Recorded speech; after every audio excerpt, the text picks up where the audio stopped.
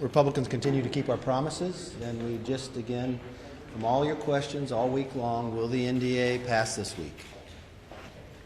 Not many of you ever asked me about the policy, so I want to spend some moment. Your first question, yes, it passed. Radical programs that have forced our troops at the expense of readiness are now eliminated.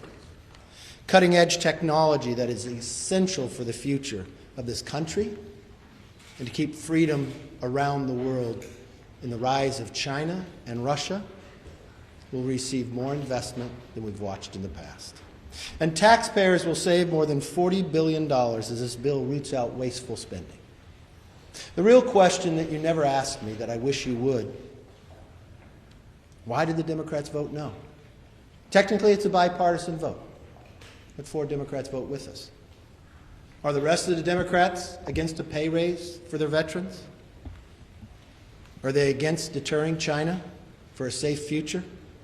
Are they against rooting out wasteful spending? Because they all voted against it today. And it was also an important victory for every American in this country that wants to see our military focused on our enemies abroad, not on wokeness and all of the indoctrination attempts you're seeing within the Pentagon. And there was a massive rebuke of that far-left ideology and the push that we've seen under the Biden administration. These aren't things that Barack Obama did when he was president. Joe Biden has tried to change the focus of our military. For myself as a nurse practitioner, my focus was mental health for our military service members, and this bill does that. We had many amendments that got into the NDAA that expanded accessibility and availability of mental health care services for our military men and women.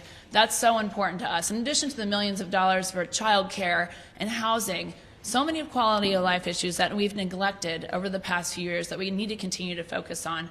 Our military is great. Our military is ready to fight tonight. We are a strong fighting force. We are the best in the world. Stop using taxpayer money to do their own wokeism. A military cannot defend themselves if you train them in woke.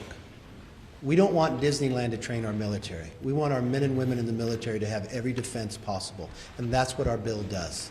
The money focuses directly on their quality of life and, more importantly, on the investment. I'm concerned about wokeism too. I think our men and women that I listen to today that are having a hard time to meet our recruiting levels. And when you talk to a number of people, I just read an article, I'm not sure if somebody in this room wrote it, that we have men and women who are veterans from the military who are now not encouraging their children to take the same path based upon what's being trained today. I think we need to change course. So your question earlier, has the Congress changed? Yes, the Congress has changed.